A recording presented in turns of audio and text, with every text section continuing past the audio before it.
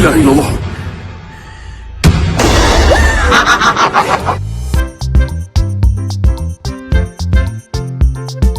Assalamualaikum semuanya. Balik lagi dengan saya, Bang Malik. Dan kali ini saya akan menceritakan alur film yang berjudul Munafik yang ke-1. Lagi dan lagi film horor. Film yang bergenre horor yang dirilis tahun 2016 ini menceritakan tentang seorang pria praktisi medis muslim yang tidak dapat menjalankan pekerjaannya dan menerima kenyataan yang meninggoinya sang istri. Dan ketegangan pun terjadi di sini. Nyok, kita langsung saja ke alur filmnya.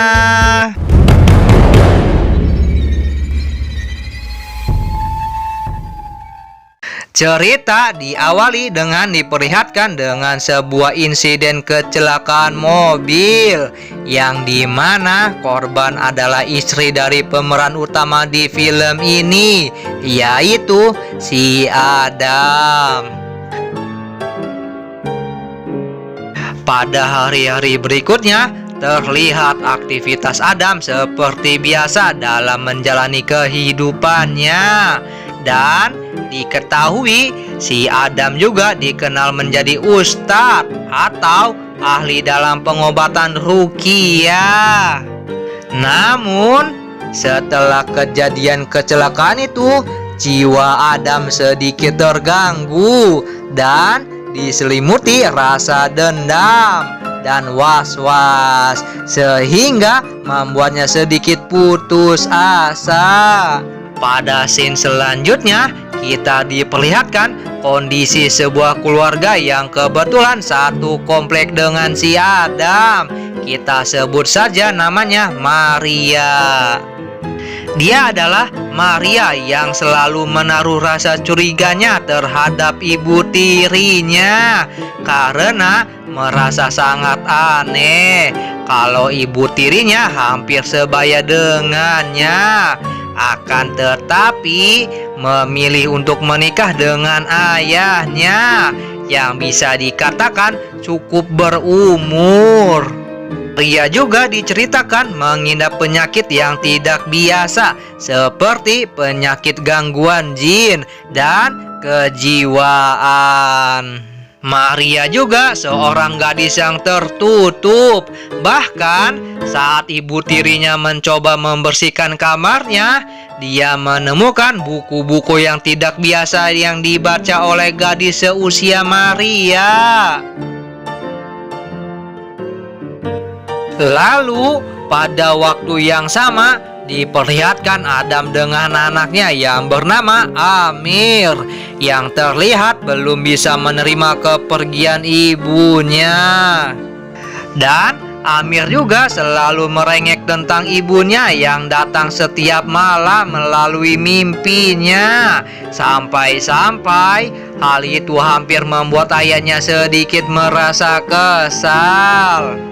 Pada keesokan harinya, Adam dan anaknya tidak lupa untuk berziarah ke makam mendiang istrinya.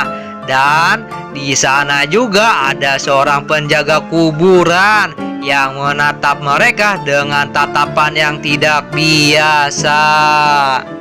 Sesampainya di rumah, Adam dan Amir sudah ditunggu oleh sahabat Adam, yaitu Azman, yang berniat datang untuk menghibur Adam sekaligus memberikan semangat kepada Adam agar dia mau kembali menjalani kehidupannya yang normal. Kemudian diperlihatkan kini Maria hendak pulang dari kantornya. Seketika pada saat dia di dalam lift, di sini mulailah terjadi gangguan-gangguan yang aneh. Pada awalnya Maria yang menganggap itu hanya kerusakan lift yang biasa, hingga tiba-tiba lampunya padam.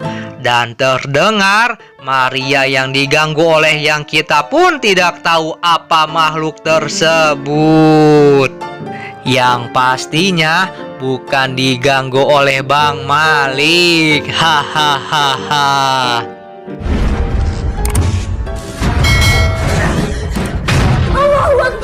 Dan ternyata gangguan tidak berhenti sampai di situ. Ketika Maria sampai di bawah jembatan, tiba-tiba mobil yang dikendarai oleh Maria mengalami hal yang tidak terduga. Ban mobil pun bocor. Ditambah lagi suasana malam yang begitu sunyi. Sontak Maria pun keluar dari mobilnya untuk memeriksa kendaraannya. Hingga tiba-tiba ia dikejutkan dengan seorang anak kecil yang sedang bermain bola basket. Di sini Maria tampak curiga, namun ia memberanikan diri untuk tetap memeriksa keadaan. Diselimuti rasa takut yang amat sangat, akhirnya Maria memutuskan untuk kembali ke dalam mobil. Hingga tiba-tiba, dan pada situasi yang sama diperlihatkan juga Adam yang terbawa ke dalam mimpi di mana kejadian kecelakaan istrinya terjadi. Adam sangat terpukul melihat keadaan istrinya, sehingga ia pun merasa sangat frustasi dan tidak tahan lagi. Hingga keesokan harinya, ayah Adam datang untuk melihat keadaan anaknya tersebut. Dan scene pun berpindah pada malam berikutnya, di mana saat Maria tengah melakukan sholat, tiba-tiba diganggu lagi oleh sosok makhluk yang selama ini menerornya. Sehingga suaranya terdengar oleh sang ibu yang berada di luar kamarnya. Sontak saja sang ibu pun datang dan melihat dan dikejutkan oleh keadaan Maria yang sudah dirasuki oleh makhluk tersebut. Langsung saja Ibu Maria meminta bantuan imam di kampung tersebut untuk meruqyahkan anaknya itu. Namun imam meminta Adam untuk melakukannya. Dan Maria dikala itu masih dalam pengaruh makhluk goib, mencoba untuk mengecoh Adam dengan cara menyanjung dirinya sebagai hamba yang taat. Namun Adam yang memang dari awal berprofesi sebagai ustadz dan tukang ruqyah, di sini ia sudah tahu akal bulus jin tersebut, hingga Adam mulai membaca ayat-ayat suci. Jin yang ada di dalam Maria yang sudah ketahuan itu langsung menghilang dari hadapan si Adam. Tapi tiba-tiba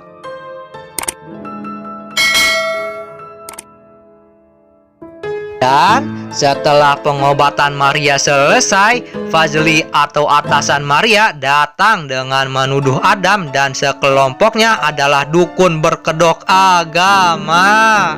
Sontak saja itu membuat Adam dan temannya merasa keberatan. Akan tetapi Adam memutuskan untuk tidak menanggapi hal tersebut. Kemudian keesokan harinya, ayah Adam mencoba mencari sebuah kebenaran, namun dicegat oleh si Adam. Di sini tampak raut wajah sang ayah sangat kasihan dengan keadaan anaknya itu. Lalu pada malam harinya, Adam dikejutkan lagi dengan kedatangan Amir yang lagi-lagi membicarakan soal mimpinya, yang bertemu dengan ibunya dalam keadaan marah. Karena merasa risih dengan cerita anaknya, Adam pun berniat untuk menenangkan Amir di ruang tengah. Dan di sana ada sosok wanita yang mengucapkan salam dari pintu depan. Dan tiba-tiba di sisi lain, makhluk yang kini sudah hampir menguasai jiwa si Maria tengah berbicara dengan si Fazly melalui telepon. Dan si jin tersebut memfitnah bahwa si Maria telah melakukan zina dengan si Adam, sehingga Fazly merasa kesal dan sangat murka. Kemudian pada hari selanjutnya, si Maria kembali dirasuki oleh makhluk yang sebelumnya. Dan di sini Adam kembali datang untuk mengobatinya. Akan tetapi kali ini makhluk itu benar-benar menampakkan diri, sehingga Adam dan keluarga Maria itu tahu bahwa makhluk tersebut adalah jin peliharaan. Setelah Maria selesai diobati, Adam kembali dikejutkan dengan menghilangnya ayah dari si Maria. Ditambah lagi dengan berita bahwa imam atau gurunya si Adam meninggal dunia karena sebuah kecelakaan mobil. Adam yang pada waktu itu merasa stres dan lelah dengan semua yang terjadi, tak sengaja tertidur di dalam mobil dan dibangunkan oleh deringan telepon dari sang anaknya. Di mana kali ini Adam sudah tidak tahan lagi mendengar rengekan Amir yang selalu membahas tentang ibunya. Karena terlalu kesal, Adam pun kehilangan kesadaran dan terlihat mendatangi makam mendiang istrinya itu, lalu menggalinya. Sampai-sampai ia pun membawa jasad istrinya pulang sambil memaksa Amir untuk melihat dan memaksa Amir untuk menyadari bahwa ibunya memang sudah lama meninggal.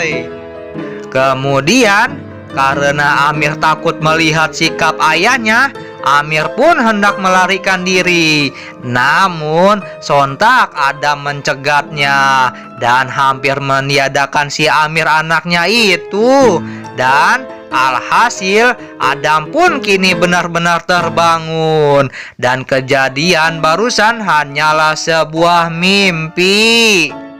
Setelah sampai di rumah, Adam yang sudah ditunggu oleh si Fazly atau atasan si Maria, di sini Fazly tampak kesal dan emosi karena dia mengira Adam telah benar-benar melakukan zina dengan si Maria. Ketika hampir baku hantam, ayahnya Adam pun datang untuk melerai mereka dan Fazly pun pergi dengan dendam yang belum ia tuntaskan. Setelah ayahnya Adam hendak memberitahukan sebuah kebenaran mengenai keluarganya si Adam, karena sang ayah juga sudah lelah melihat keadaan Adam yang semakin hari semakin memburuk kondisi mentalnya. Namun saat itu keluarga Maria menelpon si Adam dan mengabarkan kalau Pak Usman telah ditemukan. Dan kini Adam telah sampai di rumah Maria dan bertemu dengan Maria dan ibunya. Di sini mereka langsung memeriksa kamar Pak Usman.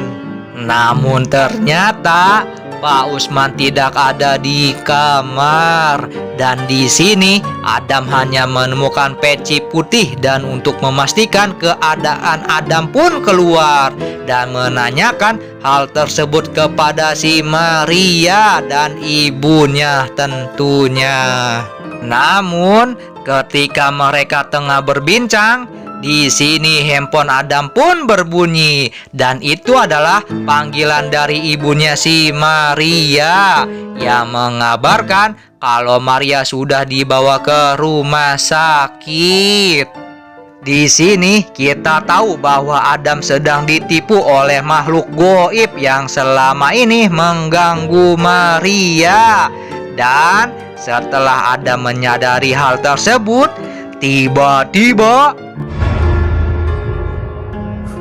Sesampainya di rumah sakit tempat Maria dirawat, di sana ia juga sedang dikejar-kejar oleh sesosok hantu, sehingga ia pun berlari dan tanpa sadar ia pun terjebak ke dalam kamar mayat.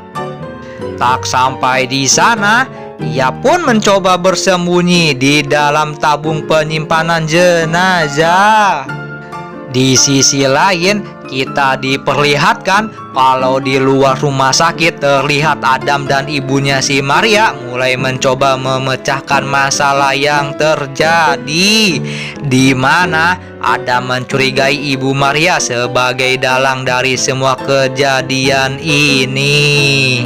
Sontak saja ibu Maria membela diri dan mengatakan ia bukanlah dalang dari semua kejadian ini.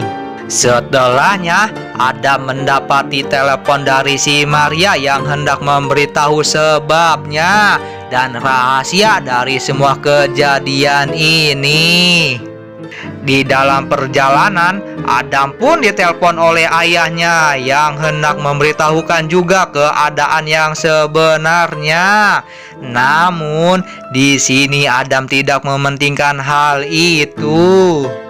Sesampainya di lokasi si Maria, di sini Adam berusaha mencari Maria di dalam sebuah bangunan tua.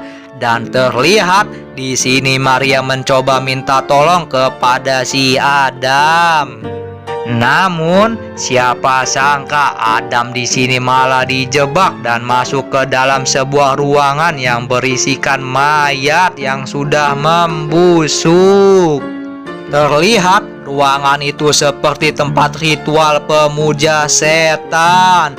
Dan tiba-tiba Maria terdengar jatuh dari lantai atas dan Adam pun segera menolongnya.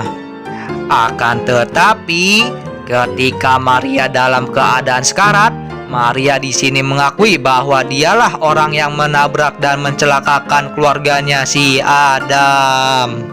Bukan tanpa alasan, Maria melakukan hal keji itu. Ternyata dalang di balik kejadian itu adalah Pak Usman, ayah kandung dari Maria sendiri. Ya, siapa sangka lelaki tua yang lumpuh dan dikenal alim itu adalah pemuja setan dan tega melakukan hal ini demi menghabisi Adam yang dianggap sebagai penghalangnya untuk menyesatkan orang-orang di kampungnya. Dan juga Maria mengakui kalau bapaknya juga sengaja mengorbankan anaknya sendiri karena Maria hendak bertaubat dan sudah tidak mau lagi mengikuti ajarannya tersebut. Dan dengan tergopoh, Adam di sini berusaha melawan dengan mengandalkan sisa kekuatannya dan keimanannya. Sedangkan Pak Usman memanggil bala bantuannya, yaitu iblis. Di sini Pak Usman berusaha menyesatkan Adam, namun Adam tetap melawan dan tetap menyebut nama Allah sambil berzikir. Siapa sangka doa dan zikir Adam sampai ke langit, dan pada saat Adam akan dihantam oleh Pak Usman, tiba-tiba Pak Usman meninggoy tersambar petir.